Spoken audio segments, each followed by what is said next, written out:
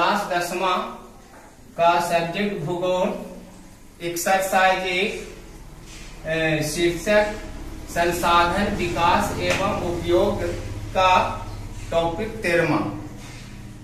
13वां में हम लोग देखेंगे कि संसाधनों के उपयोग के संदर्भ में अंतर्राष्ट्रीय प्रयास, मतलब संसाधन के उपयोग के जो संदर्भ में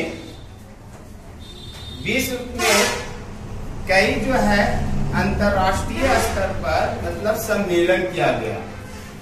वो सम्मेलन कौन कौन है और वो सम्मेलन कहां कहां हुआ, कब हुआ, इसके बारे में देखेंगे। तो संसाधनों के उपयोग के संदर्भ में अंतर्राष्ट्रीय सम्मेलन निम्न है। मतलब संसाधन के उपयोग के संदर्भ में देखा जाए तो विश्व स्तर पर कई जो है अंतर्राष्ट्रीय सम्मेलन किया गया था, जिसमें मुख्य रूप से पहला देखा जाए मुख्यता में तो पहला है क्लब ऑफ रोम, दूसरा है विश्व शिखर सम्मेलन, तीसरा है विश्व पर्यावरण सम्मेलन या ग्रीन हाउस सम्मेलन, चौथा है प्रथम पृथ्वी सम्मेलन, पांचवा है द्वितीय पृथ्वी सम्मेलन, छठा है क्योटो सम्मेलन और सातवां है आपका तृतीय पृथ्वी सम्मेलन। इसके अलावा और भी सम्मेलन हुए हैं। ये सब मुख्य सम्मेलन 7 वो है जो हुआ है और संसाधन से संबंधित ये सम्मेलन किया गया, आयोजित किया गया है और ये विश्व स्तर पर सम्मेलन हुआ। तो चलिए देखते हैं पहला क्लब ऑफ रोम सम्मेलन क्या है। तो क्लब ऑफ रोम सम्मेलन जो है, क्लब ऑफ रोम जो है 1968 ईस्वी में पहली बार अंतर्राष्ट्रीय स्तर पर संसाधनों को विवेकपूर्ण रूप से उपयोग करने का प्रस्ताव रखा था। मतलब सबसे पहला जो सम्मेलन अंतर्राष्ट्रीय सम्मेलन के रूप में संसाधन के प्रति जो हुआ था वो क्लब ऑफ रोम ने किया था 1968 ईस्वी में। और इस सम्मेलन के द्वारा हमारा जो भी इस पृथ्वी पर संसाधन है उस संसाधन को जो है विवेकपूर्ण रूप से उपयोग करने का प्रस्ताव रखा गया था। दूसरा जो है सम्मेलन विश्व शिखर सम्मेलन। तो यह सम्मेलन स्टॉकहोम में पर्यावरण संरक्षण का पहला विश्व शिखर सम्मेलन जून 1972 में आयोजित किया गया था। यह जो है पर्यावरण संरक्षण के आधार पर देखा जाए तो ये विश्व का सबसे पहला जो है सम्मेलन है और यह सम्मेलन जो है स्टॉकहोम में हुआ। जून का महीना था 1972 ईस्वी में आयोजित किया गया था। मतलब इस सम्मेलन में जो है पर्यावरण संरक्षण से संबंधित जो है कुछ मतलब चर्चा किए गए कि जो भी पर्यावरण है उसको हमारा पर्यावरण जो है उसका संरक्षण कैसे किया जाए जो है, तो इस पर जो है ये चर्चा हुई थी। और तब से लेके पूरे विश्व में प्रति वर्ष 5 जून को पर्यावरण दिवस के रूप में मनाया जाता है, पर्व के रूप में। मैंने ये तब से जब से ये विश्व जो है शिखर सम्मेलन हुआ तब से जो है प्रत्येक वर्ष 5 जून को पूरे विश्व जो है पर्यावरण दिवस के रूप में मनाते हैं ताकि लोग को अपने पर्यावरण के प्रति जागरूकता बढ़े। तीसरा जो है विश्व पर्यावरण सम्मेलन या ग्रीन हाउस सम्मेलन। तो यह सम्मेलन जो है कनाडा के मॉन्ट्रियल नगर में किया गया था। कनाडा के मॉन्ट्रियल नगर में ग्रीन हाउस जो गैस है वो ग्रीन हाउस गैसों के वायुमंडलीय में असंतुलित वृद्धि पर चिंता प्रकट की गई थी। इस सम्मेलन के द्वारा जो भी हमारा ग्रीन हाउस गैस है और वह गैस वायुमंडल में असंतुलित रूप से वृद्धि हो रहा था, बढ़ रहा था, उस पर चिंता प्रकट किया गया था और वायुमंडल को प्रदूषित करने वाले गैसों के उत्सर्जन को नियंत्रित करने के लिए प्रयास किया गया था। मतलब जो गैस से वायुमंडल दूषित हो रहे थे उससे रोकने के लिए कैसे रोका जाए, तो उसको रोकने के लिए इस पर चर्चा किया गया था इस सम्मेलन पर। उसके बाद जो है चौथा सम्मेलन है प्रथम पृथ्वी सम्मेलन। तो प्रथम पृथ्वी सम्मेलन में जो है वैश्विक पर्यावरण अवक्षय से उत्पन्न समस्याओं पर विचार करने के लिए 1992 ईस्वी में ब्राजील के रियो डी जेनेरो में 3 जून से 14 जून तक सम्मेलन आयोजित किया गया था। मतलब वैश्विक पर्यावरण अवक्षय माने जो पर्यावरण का अवक्षय हो रहा था, पर्यावरण जो दूषित हो रहा था, पर्यावरण जो है नष्ट हो रहे थे, एक तरह से प्रदूषित हो रहे थे, तो उस प्रदूषित होने से जो समस्या उत्पन्न हो रही थी उस समस्याओं पर चिंता करने के लिए जो है यह सम्मेलन किया गया था।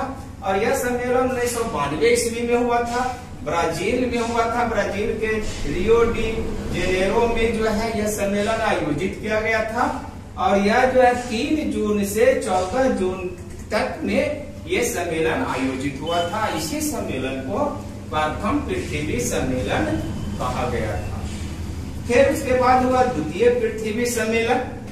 तो द्वितीय पृथ्वी सम्मेलन जो होने का जो है प्रथम पृथ्वी सम्मेलन द्वारा पारित प्रस्तावों और सुझावों के मूल्यांकन के लिए 1997 ईस्वी में 23 जून से 27 जून तक न्यूयॉर्क में पुनः सम्मेलन किया गया था। इस सम्मेलन द्वितीय पृथ्वी सम्मेलन करने का मुख्य उद्देश्य था कि जो प्रथम पृथ्वी सम्मेलन में जो प्रस्ताव और सुझाव रखा गया था वह प्रस्ताव और सुझाव सभी देश पालन कर रहे हैं कि नहीं कर रहे हैं, इससे हमको कितना लाभ हुआ है, ये सभी चीज को मूल्यांकन करने के लिए द्वितीय पृथ्वी सम्मेलन किया गया था। और यह द्वितीय पृथ्वी सम्मेलन जो हुआ था वो न्यूयॉर्क में हुआ था, 1997 ईस्वी को हुआ था। 23 जून से 27 जून तक ये चला। उसके बाद जो है छठा जो है सम्मेलन हुआ था क्योटो सम्मेलन। तो क्योटो सम्मेलन जो है जापान के क्योटो शहर में दिसंबर 1997 ईस्वी में भूमंडलीय ताप पर केंद्रित सम्मेलन आयोजित किया गया था, जिसमें 159 देशों ने भाग लिया था।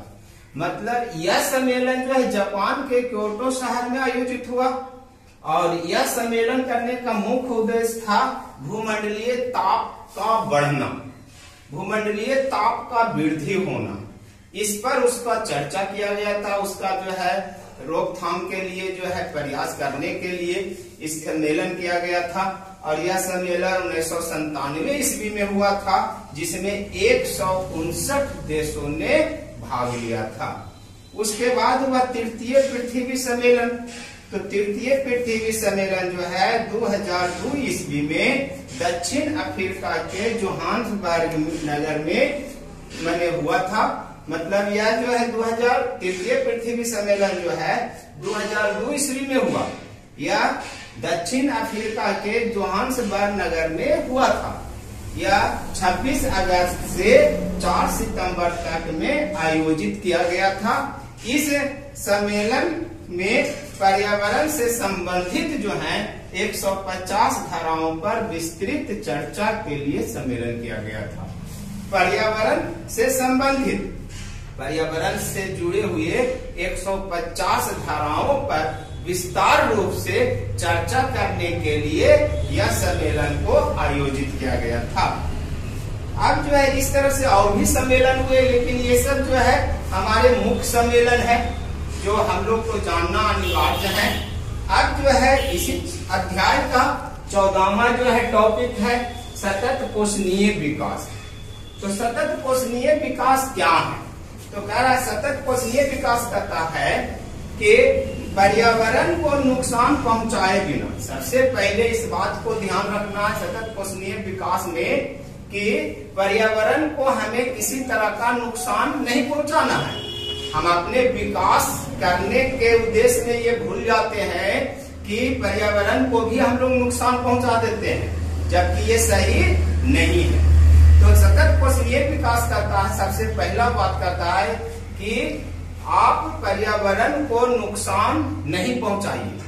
फिर कह रहा है पर्यावरण को नुकसान पहुंचाए बिना ही तथा भविष्य में संसाधनों की उपलब्धता को भी ध्यान रखना है। अब हम ये सोच रहे हैं कि हम पर्यावरण को जो है नुकसान नहीं पहुंचा रहे हैं, ठीक है, इस पर कंट्रोल है, लेकिन अब संसाधन जो है उसको इतना भी उपयोग न करिए कि आने वाला पीढ़ी के लिए कुछ संसाधन बचे ही नहीं। हमारे अगला जो पीढ़ी है उसको भी उपयोग करने के लिए हमको इस चीज को सोचना है। तो दो बात हो गई, पहला कि हमको पर्यावरण को नुकसान पहुंचाए बिना तथा भविष्य में संसाधनों की उपलब्धता को ध्यान में रखते हुए वर्तमान समय में किए जाने वाला विकास को ही सतत पोषणीय विकास कहा जाता है। अब ये जो व्यक्ति जो है अगर पर्यावरण को नुकसान पहुंचाए बिना, पर्यावरण को किसी प्रकार का कोई नुकसान नहीं पहुंचा रहे हैं, किसी तरह का नुकसान नहीं हो रहा है और भविष्य में वह संसाधन उपलब्ध रहे कि आने वाला पीढ़ी भी उसका उपयोग कर सके या हम लोग कर सके, तो ये भी ध्यान में रख रहे हैं। अर्थात विवेकपूर्ण रूप से संसाधन का उपयोग करेंगे तो हमारा जो है संरक्षण होगा। तो कह रहा है कि फिर से देखते हैं, पर्यावरण को नुकसान पहुंचाए बिना तथा भविष्य में संसाधन की उपलब्धता को ध्यान में रखकर और वर्तमान समय में अभी हम लोग संसाधन के उपयोग करके जो विकास कर लेते हैं वही विकास सतत पोषणीय विकास कहलाता है। सतत पोषणीय विकास में हम लोग को भी विकास करना है। ऐसा नहीं कि हम लोग ये सोच लें कि हमारा आने वाला पीढ़ी के लिए संसाधन रख देते हैं और हम लोग विकास नहीं करें, हमारा पीढ़ी करेगा, तो ये गलत।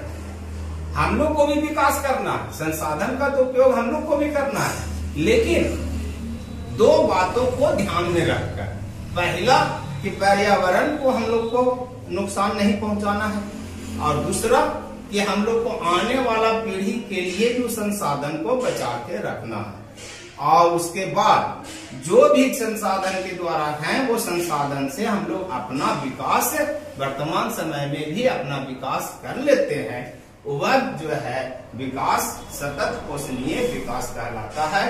और यह जो है एक प्रकार की अवधारणा है, हर व्यक्ति को यही चीज को सोचना चाहिए और यही सोचकर अपना विकास करना चाहिए ताकि पर्यावरण को भी नुकसान न हो, हमारा आने वाला पीढ़ी के लिए संसाधन भी उपलब्ध रहे और हम लोग अपना विकास भी कर लें। तो ये जो है अवधारणा हमारा सतत पोषणीय विकास का अवधारणा है और इस तरह से हमारा जो है पहला अध्याय जो है समाप्त हो जाती है। संसाधन विकास और उपयोग से संबंधित जो भी महत्वपूर्ण जानकारी थे वो आपको हमने दिया और यहाँ आके ये चैप्टर समाप्त होती है।